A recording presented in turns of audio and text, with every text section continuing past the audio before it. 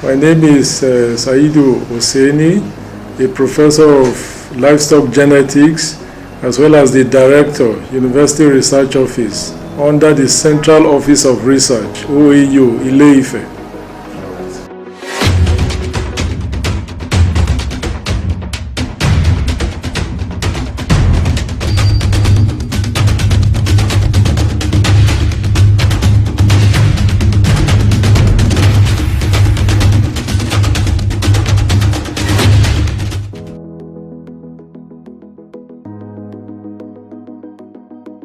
Yes, the University Research Office is tagged the URO, is one of the units of the Central Office of Research. The primary responsibilities of this unit are to cover university research management as well as research administration. What do these epitomize?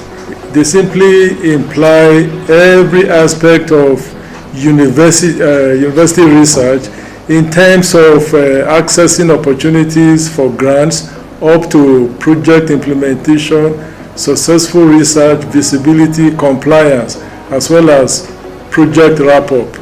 So the goal, simple goal, is to ensure that as many researchers as possible are aware of the granting opportunities globally and can be accessed and assisted by the URO.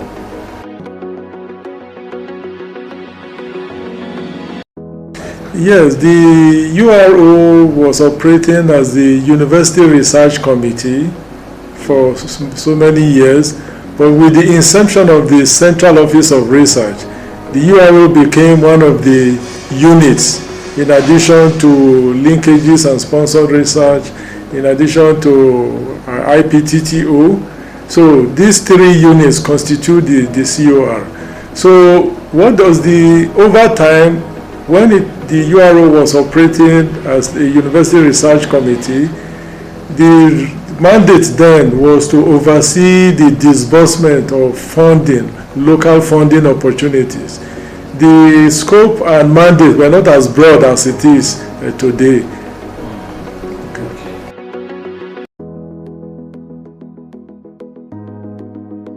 Very good. For now, in line with global practices, every university research office focuses on a number of mandates. Primarily, how do you drive research? And starting with the so-called opportunity scanning. What are the range of opportunities globally for research funds? And the university may miss out or gain a lot by doing what is called grant scanning or opportunity scanning. If you have a university like OAU with about 110 academic departments and 13 faculties and 2 colleges and several institutes, that is a big university in sub-Saharan Africa. Meaning that what are the range of opportunities for grants and academic fellowships and awards and for centers of excellence for cutting-edge research? So meaning that OAU must occupy its true position. Meaning that what are the range of opportunities and how can they be accessed? So going back to your question, those were not primary mandates of the URC. The mandates were narrower, but then a lot of things have changed ever since. The URC operated during the analog period. We have access to a lot of opportunities now in terms of ICT, in terms of devices, software, apps, for accessing grants. So we really must migrate with the times, meaning that what are the range of opportunities for example, for a graduate assistant to a professor? And to what extent are these opportunities being harnessed by staff of OAU? And how can OAU occupy its rightful position in the scheme of things with respect to grantsmanship and research management and visibility?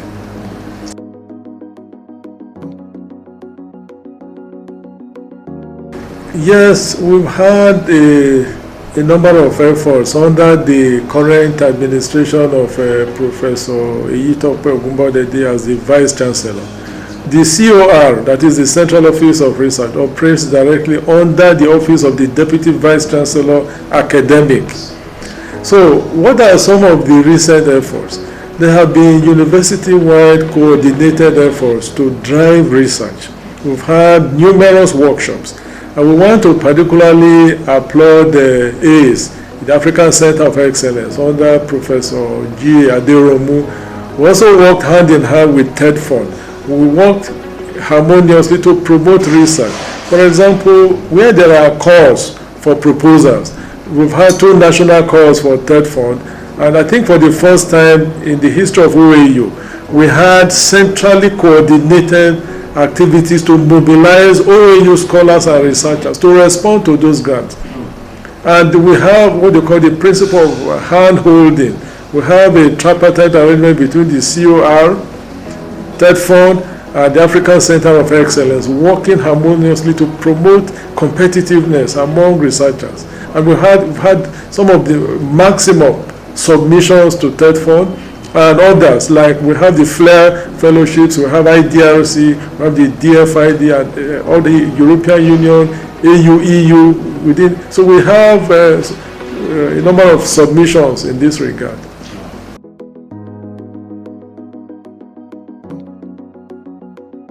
That is the bedrock of all the questions.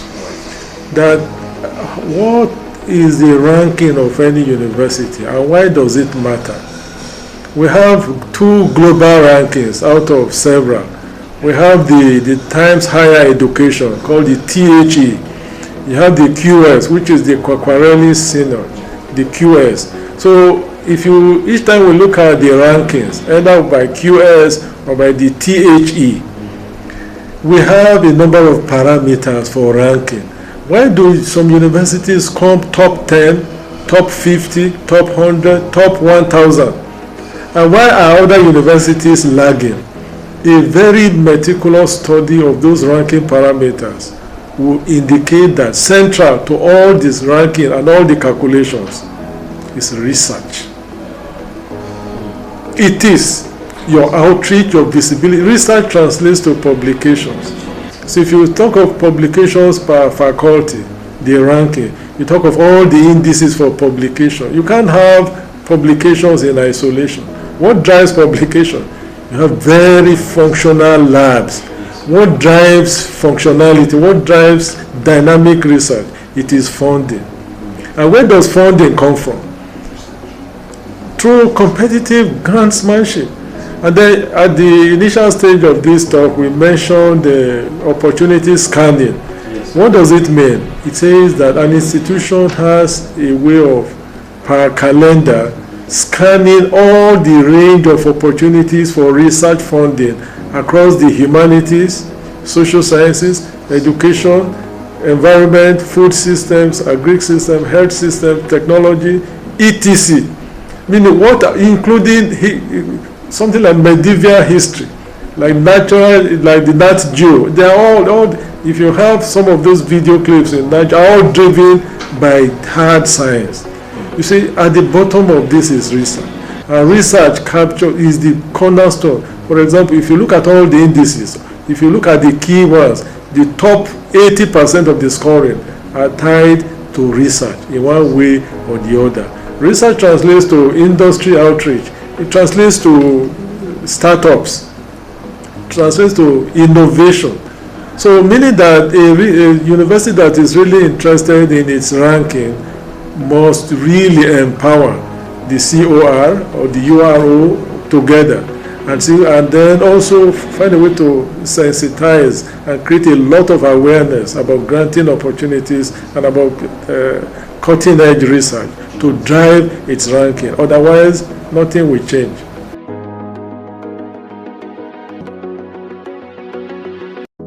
Well, these are almost periodic. The rankings are across multiple scales.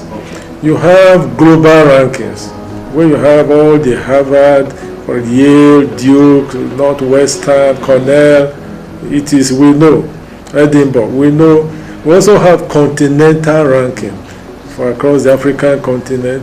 We may also have the West African ranking. Then there's a national ranking within a country. So it is a very dynamic process. But what we know, the quick addition is that the rankings are not automatic. It's like sewing. If you really want to change the ranking of any institution, you cannot be looking at 2021 data, really. You really must put in those parameters and nurture them and watch them grow and then watch the rankings. For example, if we say pick a given year, pick 2021 at random, we say we're going to drive grantsmanship across every department and faculty and institute and college, and then set some targets for competitiveness in attracting research funds. Then guide the project life cycle. The project life cycle starts from the inception of the research up to the completion of the project. A project will run for 3-4 years, but cutting edge, with full compliance to the rules, cutting edge research, guide the whole process from funding, research initiation to research completion or project completion, and watch the ranking across board.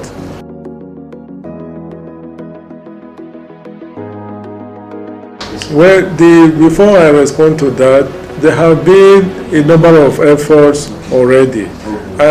From my experience at the URO under the current administration, we have one of the most dynamic set of researchers, young, middle-aged, and old, very dynamic, very tenacious, very persevering, including the females. We've had to monitor some grants from EDTCP, from some grants from the DFID. For pharmacy, really is blazing. We have a number of NIH grants from the College of Health Sciences. We have others, for example, we have again the DFID under the UKRI. UKRI is a United Kingdom Research Innovation with a lot of very good funding from the Faculty of Agriculture too, and then from the College of Health Sciences. We monitor all this, meaning that we have a number of these projects that are ongoing. The concern is the skewedness. Skewedness is where if it is not skewed, you have something that is more pervasive across board, from EDM through social sciences, through food, agri sciences, technology, science, etc. We have opportunities for young researchers too. For example, the International Foundation for Science is funded by the Swedish government for going to 50 years now. I know Professor Emo Ilori, the director of IPTT, is a grantee. I am a grantee, and several other grantees, but it's meant for L1 group, lecturer grade 2, lecturer grade 1 group. Meaning these are opportunities, and it's also an index on its own. For example, IFS has grants every year. To what extent are OAU or UI or FUTA researchers aware and mobilized to harness these funds? Thank you.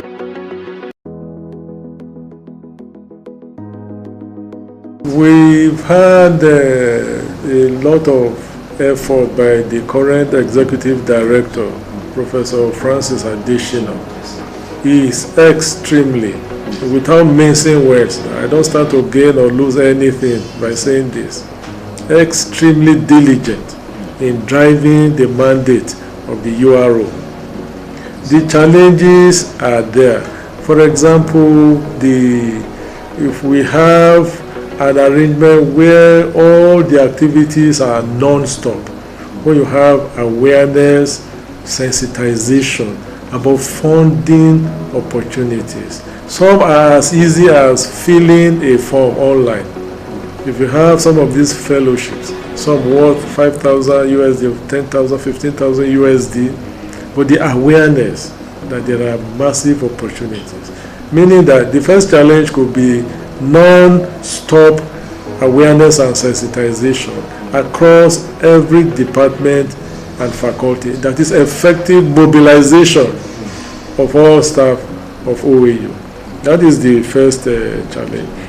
The second challenge could be a very befitting 21st century COR, where activities are driven by ICT. For example, where grants tracking, grants management, grants awareness, opportunity scanning are not by words of mouth, are driven by ICT. As for example, imagine whatever area of discipline, imagine receiving an alert about a call from DFID on research and innovation or on IP, whatever the area, you have this customized alerting about. So we are really, how can we tap on the powers of ICT as a 21st century central office of research or university research office. And another thing is awareness among researchers about the project life cycle. It is, research goes beyond getting the funding. There are risks to the funding. The institutional image is tied to the funding, meaning that where there are bad behaviors or gross indiscipline concerning the use of funds. So I think these are the challenges, and also understanding that the research contributes to a win-win arrangement for the researcher and the university. How is that so? The researcher climbs the academic ladder or the career ladder up to the zenith through sound research. In the process, the publications through web presence will also promote the university through those global rankings. We also promote the, meaning that all the publications need to be online. Yes, and but the publications are product of funded research. Meaning that the institution through COR and the URO mobilized all the staff to get grants and do very high quality research. But then the research, the output of the research will promote the web presence of the institution, yes, and that shoots up the ranking. So meaning that this is getting a grant is not the personal benefit of the researcher, but the URO promotes, or the COR promotes, grants access and the processing up to the 7 stages in the project life cycle. Ultimately, the publications bear the name of the institution, and then the institution also becomes more visible because the calculation of the rank are based on web presence in terms of high quality Q1, Q2 publications. So it's a win-win arrangement.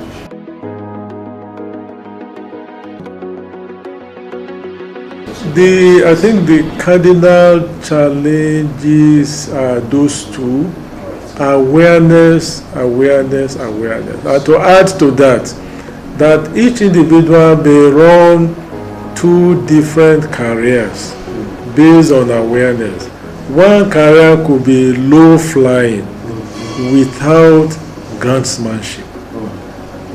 And with grantsmanship, the career is totally different in terms of visibility, in terms of recognition, in terms of professionalism, even the teaching quality, the outreach, the network, the so-called community service are totally different. I mean, each of us is like 2 individuals, and the choice is to the researcher. Meaning, what is the choice? The careers are not the same with access to grant, and that is why familiarity or closeness with the activities of the COR is very, very profound. I mean, as drivers for careers.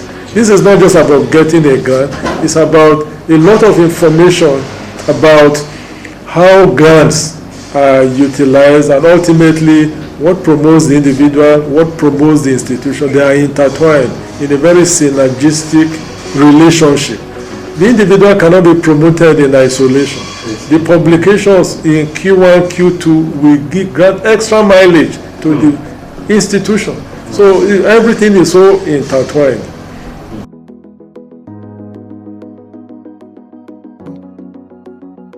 I think the foundation has been laid, particularly under the leadership of the current VC Professor Itope Ogunbodeji and the DVC Professor Bamire, under whose office the COR operates under the Deputy Vice Chancellor Academic. I think then with the Executive Director of the Central Office of Research, there has been some mileage. For example, we now know that we have to go very communal. If there is a national call, like TED Fund, last year OAU submitted about 100. No, for 2019, OAU submitted about 100. For 2020, it was going to 135. And then the results were almost proportionate to that. But the lesson we learned from those is the sense of community, that we must work as a community. The URO and the COR promoted, for example, the manual for the TED Fund call was about 116-page PDF document. The COR dissected that document in a series of workshops to the entire, through the multiple webinars, for which the Vice Chancellor chaired, and then the Director of TED Fund, I made a presentation, and others, the Director of Linkages also, and several others. And then those who review for TED also made presentations. Those could have been missed opportunities. How can you have people who review these proposals and then not ask them to share the knowledge? Meaning the way to go, the seeds have been planted. It is for us now to nurture, meaning the sense of community. How do we have a befitting COR main office, also with a database to track all the funding opportunities? This is January. There are a wide range of funding. The months of November, December, and January are special in the world of grantsmanship. Do you know why? It is when the calls, the major, the big grants, it is the time they come out.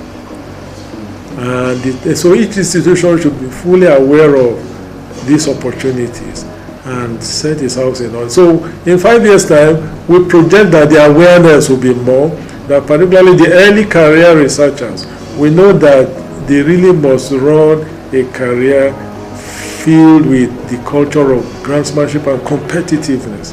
A PhD or a lecturer one in OAU should not be different from a lecturer one in South Africa, in Cape Town, or Pretoria, etc. These are some of the lessons we have learned.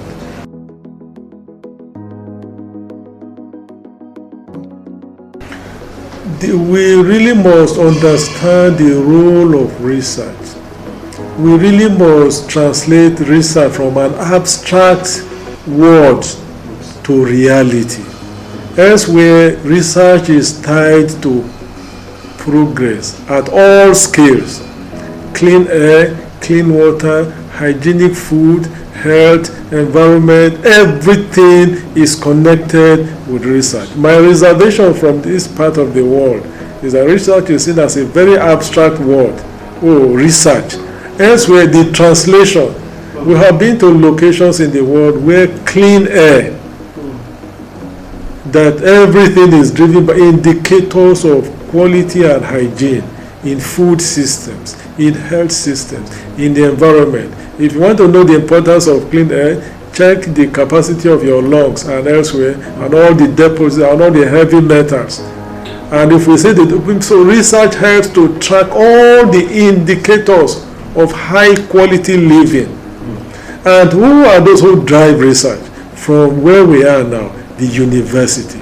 So the parting word is the translation of research across all disciplines to the true meaning, its impact on very high quality life, including longevity, including functional life, including very dynamic and progressive communities and societies. So that is the translation across all fields.